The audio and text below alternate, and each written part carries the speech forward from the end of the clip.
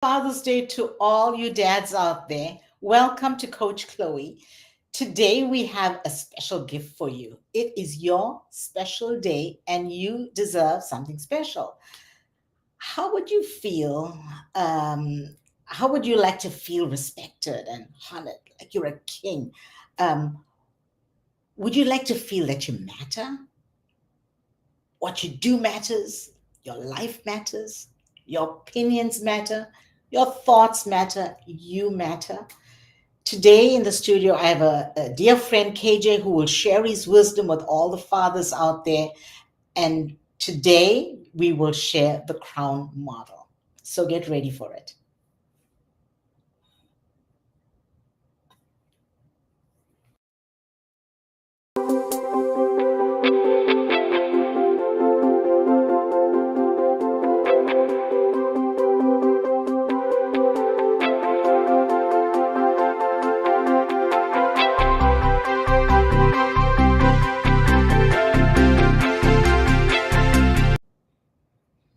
Once again, the crown model fit for a king for all you dads out there. Imagine if you could live every day experiencing a whole and complete version of the man you are. That's what we're going to be talking about. And today in the studio, I have with me my dear friend KJ, who's going to share his wonderful wisdom with you. He's coming to us from Costa Rica, and you will hear some sounds in the background like birds. So that's part of the whole show. So let's go with this. KJ, welcome to the show. Pleasure to be here, Chloe. Good to see you. Good to see Always you. good to see you. Yeah, always, right. I mean, every time we're together, there's so much of magic and there's so much of wisdom sharing. So I can't wait for you to share your wisdom with all the dads out there. Today, we're going to be talking about the crown model, everybody. And crown stands for C is for confidence, R is for resilience, O is for ownership, W is for wisdom, N is for nobility. And we're going to just walk through that. KJ is going to share some thoughts on each of these points and take what is going to matter to you because we want you to live whole and complete lives, a great version of you every day. So, KJ, let's start with the C, confidence. What is your daily boost of confidence as a dad? I think it's a great question, and I think the when I think about confidence in an abstract way, um, it's with fidelity. It's literally means with fidelity or with a certain alignment to my truth or my own anchor, my foundation. And when that's in mind, um, my boost of confidence comes from knowing that after 30 years of being a father, um, my children still come to me. My children still trust me. They still uh, entrust aspects of their lives to me. And even though they're all adults now, um, and I think that is always a reminder um, and a callback. It's like, when David was facing Goliath, he said, well, I beat the last enemy with the jawbone, or I beat the last enemy with, with this weapon. He had the confidence and he had the wherewithal to face whatever else was coming up. And to me, that's the best you can do as a father, because you never know what's coming up next. Mm. All you can draw on is, I've faced something like this before, or maybe the fact that I have faced something before and I figured it out with my kids and we move forward and we're still here. That, to me, that's where my confidence comes from. I can always look back on my experiences and say, I screwed up and I won, but I think in the total, I think I won more than I screwed up. Yeah, yeah, that's wonderful. Knowing that every time something comes up, we have faced something like that before, and we did it, Yeah. and we will do it again. Yeah. That's wonderful Or we'll wisdom. figure it out. Yeah, we figure it out Hmm. because there is no playbook that says this is how it gets done. But you For can't, sure. yeah, you can't just move on your experiences and your wisdom and your intuition in that moment. So that's the C in crown, confidence. The R in crown is for resilience. Now we know, like we talked about, things go wrong. We cannot not allow them or not let them go wrong. They go wrong. How do you stay calm when things are going wrong as a dad? Well, I had an interesting background pre-dad state. I was actually a youth counselor at a all boys adjudicated a camp for adjudicated young men, and for 2 years I had to show up for them almost like a parent to help them wake up in the morning, do their chores, go through the motions, and brush their teeth, and all those things. This is before my first daughter was born, and and I think what I learned from that little pre father period was every day what I show these kids is what they learn, and not what I tell them, not what I teach them, but what I show them. And that came back to bite me over and over again as I had my own kids. Like I thought I was teaching them one thing, but I was doing another thing. And I thought that the two didn't have to reconcile. But I Mm. think over time, I learned how to, as the kids say now, say less and do more and show up more. And that's starting to pay some dividends now as they are older.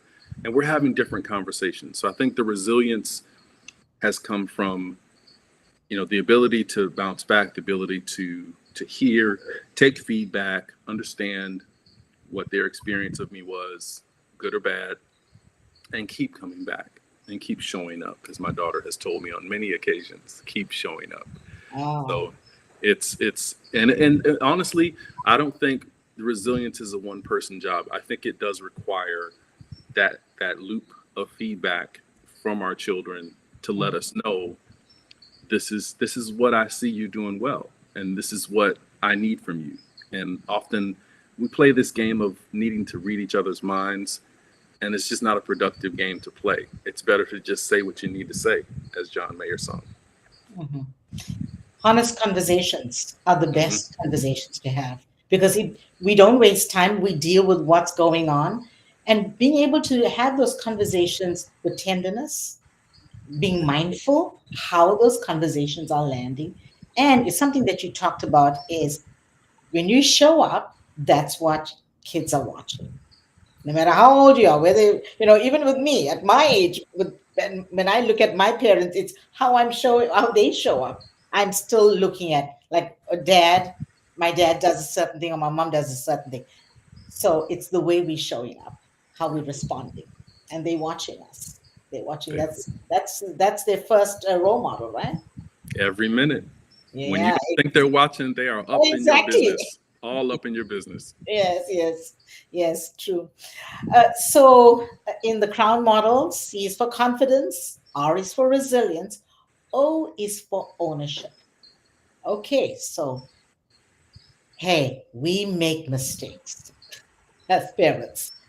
Like I said earlier, there is no playbook that says, here's how you are a parent, here's what you do as a dad.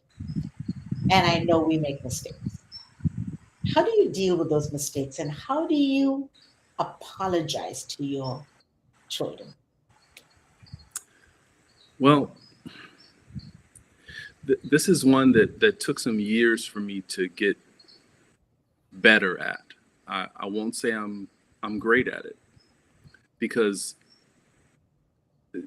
so many times our decisions as parents are, um, like, our children have the benefit of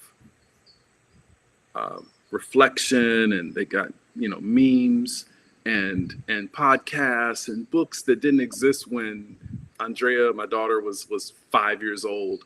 They're just tools that are available now, language that's available now that wasn't available when I was an early father. So of course I know I made mistakes back then, and yet it almost feels like um, we're dredging up things that really we couldn't have done any differently, quite honestly. And so the conversations I'm having right now with my children are around some of those things, but also it's around, so what's our relationship now? And I feel like owning that those were those days, and that's what I knew, that's what I had available to me. And also, I grew up in a very religious environment, and those were the tools that I was given from my environment and that I thought would work. Um, and to be able to look back on those things now is very helpful because we can see them for what they were. Mhm. But in terms of owning what's happening now, I find that even more valuable to be able to be with what is happening right now in my relationship with my children, what is happening right now in their lives, what is happening right now in my lives, and how are those two lives intersecting, Mhm. and how do we make that relationship work, even though I live here and you live there, even though you're going across the country and I'm staying over here, and the dynamics are changing, our lives are starting to get bigger and wider, right? And it's important to figure out how to be right now my children's parent. Yeah. And if I dwell and stay in the guilt of like, oh man, I probably screwed all my kids up at some point, and I feel like all parents probably should just admit that they did, because how could we not? How could we not screw up our kids at some point? We're all flawed, but at the same time, right now is what matters the most. Right now, we're building relationship, and to me, that's where I place most of my ownership now. Because if I don't own what's happening right now, it doesn't matter what I've done back then. Yeah. So much of wisdom, KJ. So much of wisdom, and so much of. I'm just hearing so many different things. The first thing that you shared was there is language available now that didn't exist maybe even 10 years ago, and especially post. I feel post COVID, lots of language has emerged that we have access to. And something that as a mother, I know with my son and Jethro, but you do the best you can. Yeah. And sometimes the best we can is not enough for our kids. But that's the only bandwidth that we have because we also managing our lives. So it is tough and we are flawed, but being able to say, what can I bring to you right now? What do you need right now? And how can I be a parent or, for father? How can I be a father right now for you? Yeah. That's beautiful. I love, what you just shared. Okay, so we have in the Crown model, C for confidence, R for resilience, O for ownership. Let's go to the W for wisdom. You had so many lessons over the years, 30 years. What is one lesson where that you have a bulk of wisdom that you'd like to share with us? Oh wow. Um, you're right. Though there are many. Yes. I think what what comes up quickly for me right now is sometimes sometimes no words are actually required. Sometimes it's just important. I specifically remember this one time. Andrea was in one of the best basketball camps that Illinois had, and she was, I believe it was between her freshman and her sophomore year in high school, and it was summer, and I went up to pick her up from camp, and I pulled up to the camp, and I walked in the gym, and there is, forgive me, Andrea, um, there is Andrea sitting on the floor, just like spread eagle, and she's got blood like down her shirt, like drops of blood down the front of her shirt, and she's drenched in sweat, and she just looked like she's been in battle all day and all week. Actually, it was a long camp, and they did a few more drills to close out, and she walked up to me And I looked at her and I just gave her a hug. And I said, let's go get in the car. And I don't think we talked at all until she ate dinner that day. And I think it was just like, I could see that she had been in it, through it, and was tired and exhausted. And all I was really going to do to help her was get her home and get some food in her and help her get to bed. That was that was it. And honestly, I think, you know, as Kobe Bryant has made popular this phrase "girl dad," there is an element of learning there around, you know, I honestly think there was an access to an empathy that often I had a hard time having in a relationship with her mother or other relationships that I've been in. Because when a father sees a daughter in distress, there's very little room for judgment. It's more about, how do I care for her? How do I extend care to her? She is clearly under duress.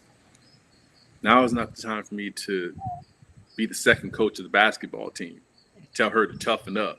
Tell her to wipe that blood off her shirt. But it's also not a time for me to coddle her. And that's a thin line.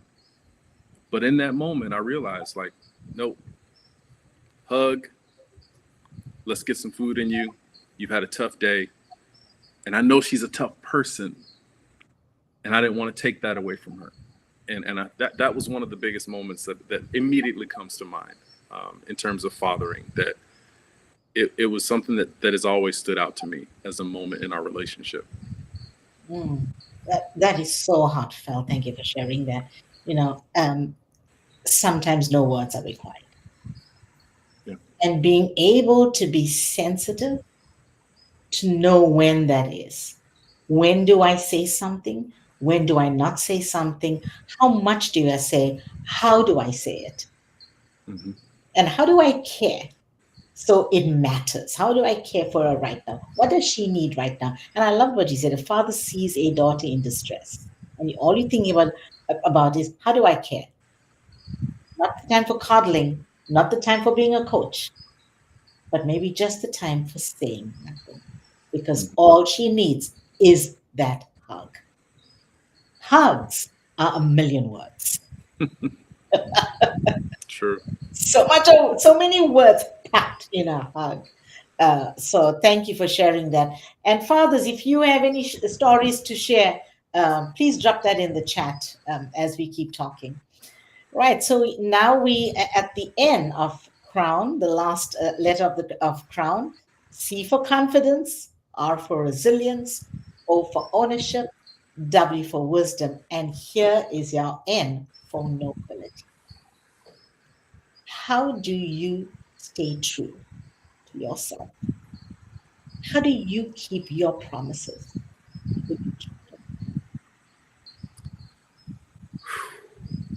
That's a tough one for me.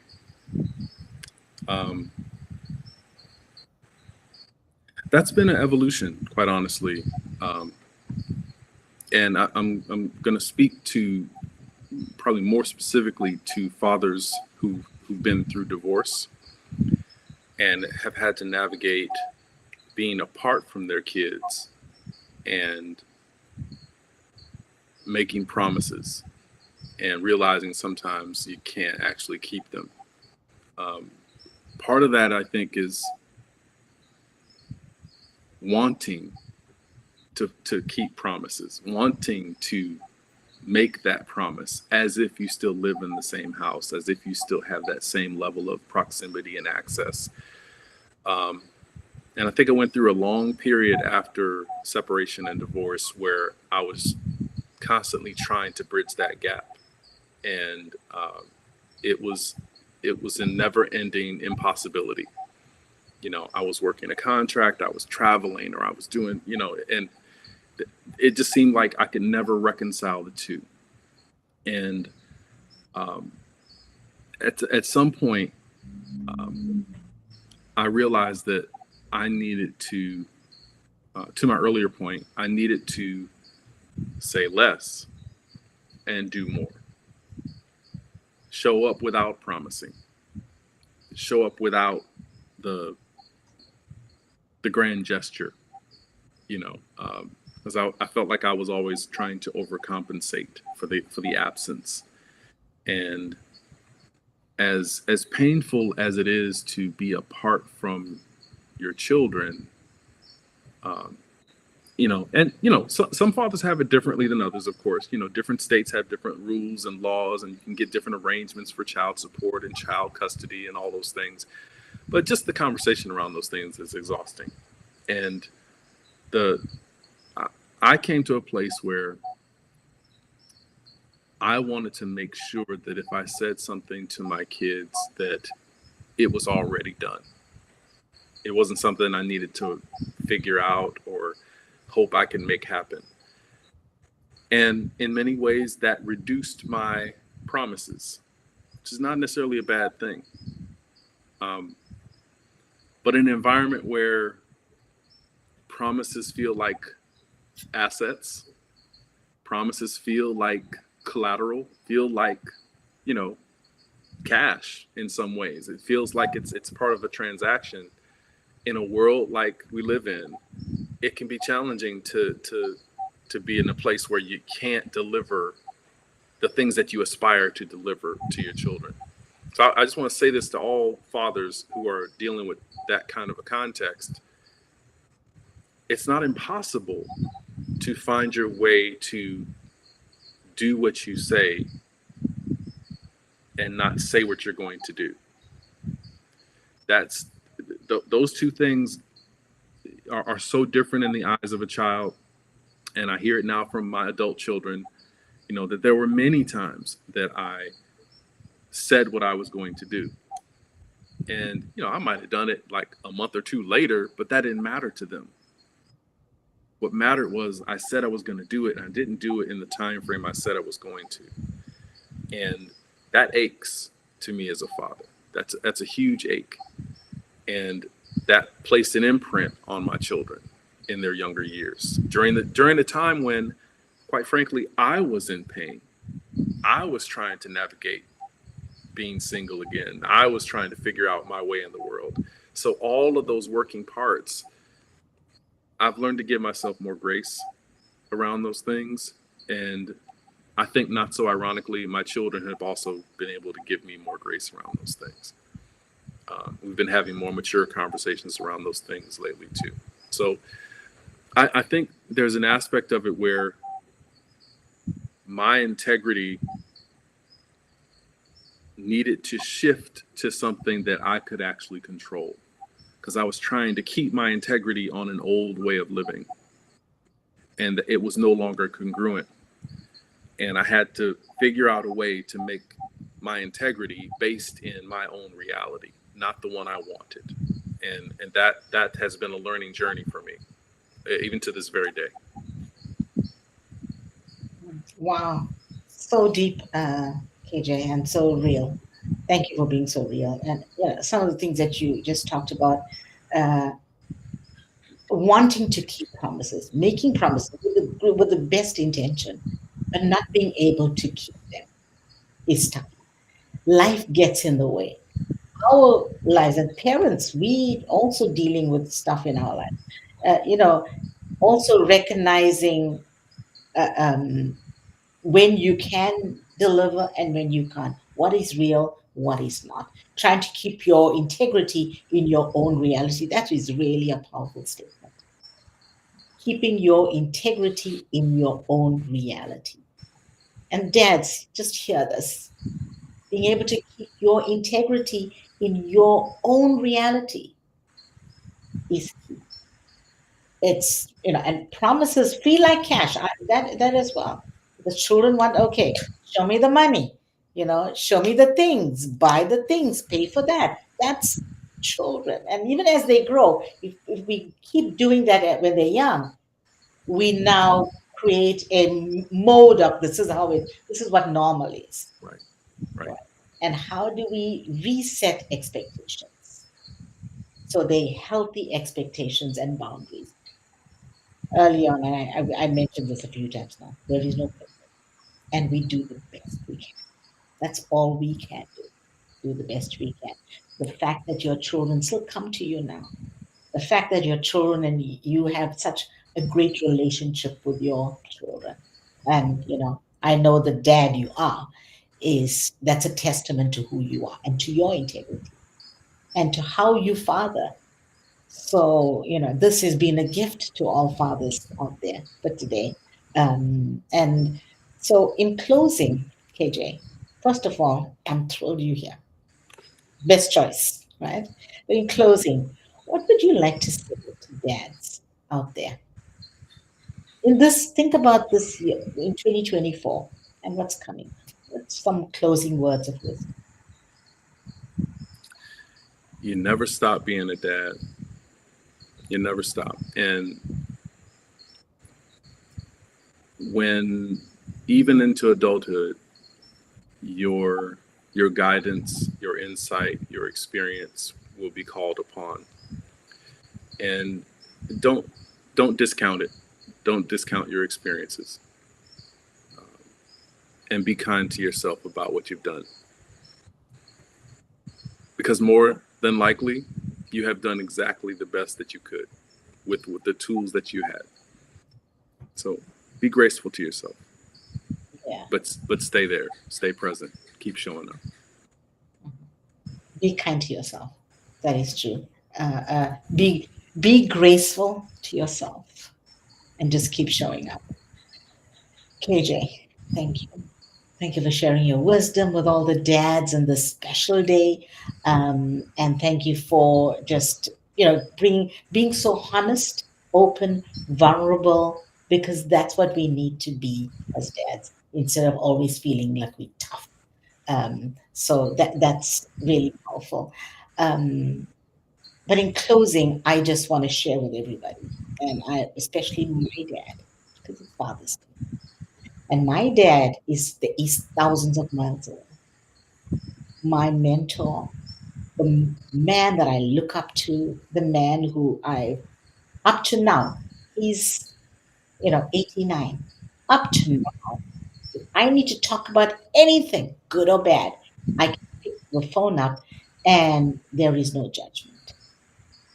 And I always think, wow, I feel blessed that I have that dad. I feel blessed that he is such a guiding light for me, um, a guide for me in life. So, Dad, if you're listening to this, happy Father's Day. All the fathers out there, happy Father's Day. KJ, happy Father's Day. And thank you for making this episode so special. Everybody, have a fantastic day, and I will see you soon. Thanks, man.